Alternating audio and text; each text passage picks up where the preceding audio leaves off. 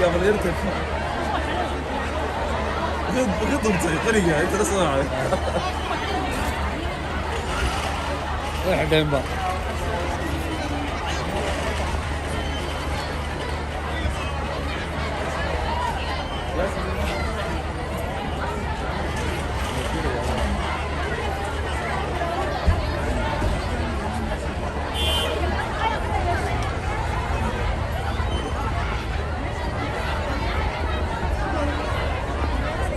السلام عليكم ورحمة الله تعالى وبركاته داوديال kusoo dhawaada channelka AK Vlog caawa waxaan joogaa xaafada Jigjiga yar oo runtii aad moodid xaramka aad moodid ummadii baa warkan ba joogtaa sababta halka u timinaan idin sheegi doonaa marka hore muuqaalka kusoo dhawaada subscribe saara hadii kalena muuqaalka like saar aad ba maasantiin daawadayaal bariyahan YouTube kan kala maqnaa maadaama magaaladii quruxda badneed ee Hargeysa aan waxaan ka soo duubi jirnay وجبت سوق ويناي وهان رنتي واحد أرين حنون يمرقله تاني يقولي أنا صعب سوا قال أروح بدل ما ينسدوا ويشرنا واحد يقولي ده واحد نسود بنويه مقالة ده واحد نسود بنوه قرويني مركا أرين تعمرقله له رنتي عاديات مولا قبل سنة ده كام مرقيسن مقران سوق ودي جبتي حلنا إلهي واحد خير بدل ينسيه داود يروح شجع حافظة تغير خالكن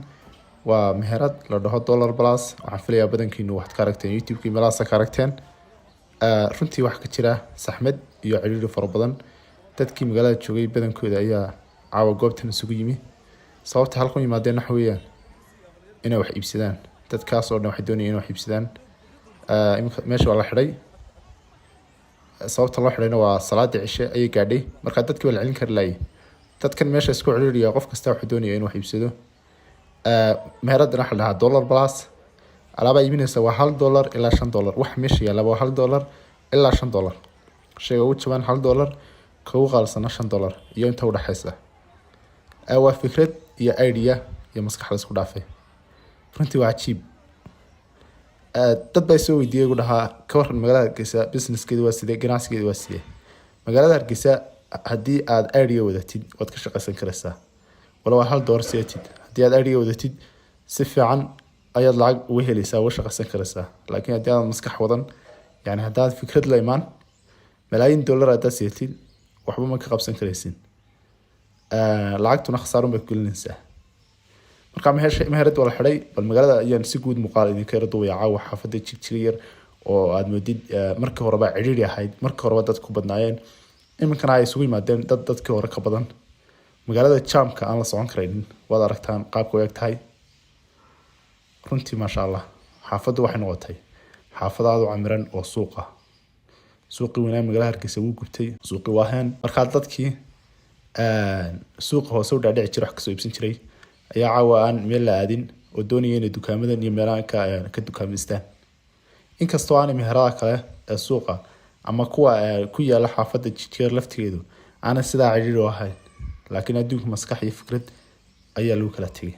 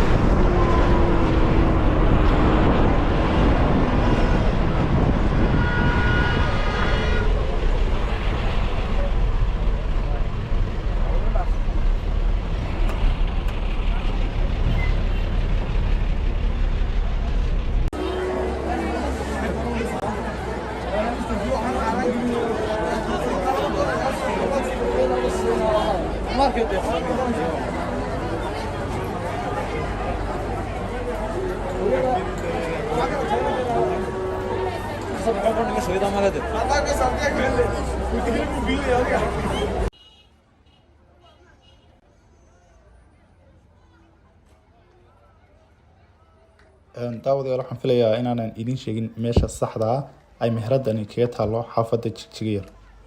Markaad marayso hoteelka Safari ayaad in yar u dhaafaysaa dhanka waqooyiga ama laamiga aad u soo haysanaysaa la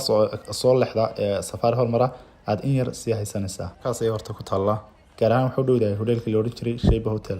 eriyada ayay ku taala.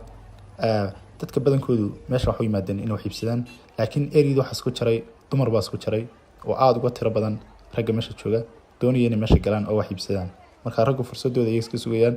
maadaama ay dumarka aan jiri karaan dhexgeli karin. Markasta oo meesha ay xaaladdu adkaato oo cidhiidhi fara badan iyo saxmad fara badan dadku isku jiraan albaabka la xiro si bal meeshu kala digto dadka loo dejiyo. Runtii waa cajiib, waa fikrad ay la timi hal abuurka meesha leh qof dumar ah ama waa inanta fikrigan. Inkastoo aan caawa jeclaa inaan gudaha u galo oo meesha wax yaalaan soo eego warbixin idinka keeno laakiin imay suuragelin baan filayaa waayo haddaan sii joogo dee dadku soo badanayaan marka in waaguba igu bariyaan ka baqa. Insha Allah mar kale ayaan haddii suura gasho aan kusoo noqon doonaa aan waxna ka iibsan doonaa haddii suura gasho.